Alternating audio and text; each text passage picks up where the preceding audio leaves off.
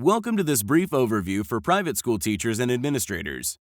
This video is made possible by the California Department of Education as part of Title II Part A, Equitable Services for Private School Educators in collaboration with the Sacramento County Office of Education and powered by Education Speakers Network. Our purpose today is to provide support for the private school educators across the state of California. Hello. I am Sloan Joseph. Thank you for being here. How many times have you witnessed a conflict in your classroom and a student mumbles something like, sorry, or my bad, and they don't even look and acknowledge the person that they hurt? While these moments might make us roll our eyes and even question the future of humanity, they actually reveal something deeper. Most students don't even know how to apologize because it's not been modeled for them. At my school, we use the 4-step apology, a small but mighty way to help students and adults learn how to repair harm, build accountability, and strengthen relationships. It goes beyond the typical attitude of, I said I'm sorry, can we move on? And it helps students and adults name their behavior, reflect on its impact, and commit to doing better. Here's a scenario. A group of students are working together to complete an assignment, and it's been brought to your attention that one student in the group continues to interrupt whenever someone is sharing their ideas.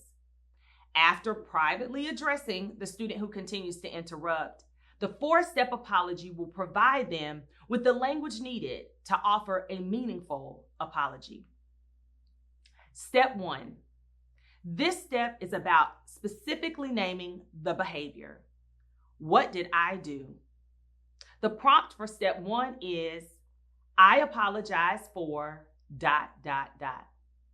The example, I apologize for talking over you during group work. Step 2. This step is the reflection.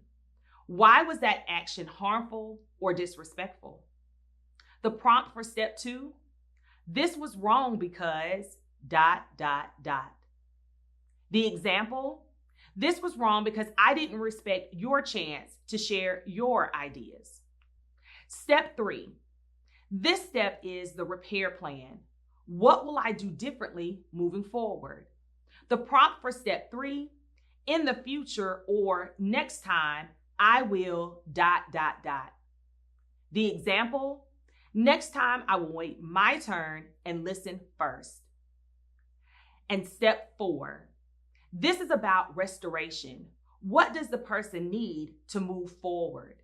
The prompt for step 4 is there anything I can do to make things better? The example, is there anything I can do to make things right between the two of us? This 4-step process teaches students and adults not only to own up to what they did, but also to consider how it impacts others and how they can repair the relationship. So why is the 4-step apology important? It builds emotional intelligence. Students learn how to take perspective, show empathy, and manage conflict. And those are all skills they're going to need in life. It supports classroom culture. A class where students can repair relationships is a class where students feel safe.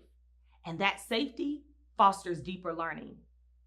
It models real-world accountability. In life, saying sorry or my bad, it isn't enough. People expect us to show understanding, take responsibility, and do better. This format prepares kids for that real-world expectation. It reduces repeated misbehavior. When students are guided through meaningful reflection, they're more likely to avoid repeating that behavior. It's not just you need to do better, it's here's how you can do better. So you may be asking, how do I implement the 4-step apology? I'm glad that you asked. Number 1, you're going to teach it.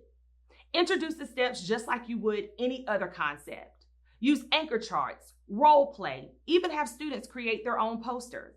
For younger students, act it out with puppets or some type of visual. For older students, connect it to themes of leadership and community. Number two, you're going to model it. When we mess up as educators, and let's be honest, that is going to happen, this is a good time for us to use the 4-step apology out loud. Here's an example. I apologize for cutting you off.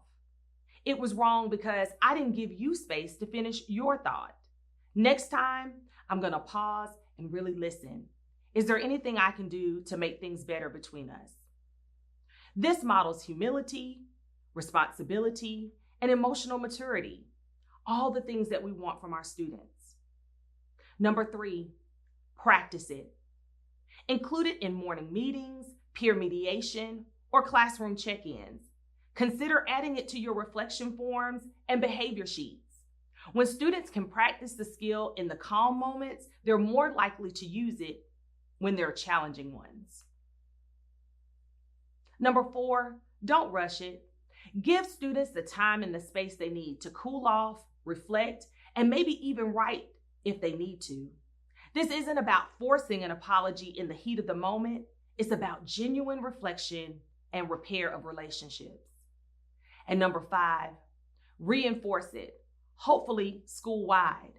When the same language is used across classrooms and grade levels, it becomes a part of the school culture. Students begin to internalize the process and use it without even being prompted. The 4-step apology isn't about just checking a box. It's about building empathy, trust, and accountability in our students. It's going to transform your school culture. When we model and teach this framework, we're giving students the tools that they can use, not just in our classrooms, but for the rest of their lives. Thank you for all you do to create spaces where kids can grow, not just academically, but socially and emotionally too. Have a safe and successful school year. For more resources to help private school educators, please visit capspdnow.com, which is made available by the California Private Schools Professional Development Program. Technical production of this video was performed by Education Speakers Network.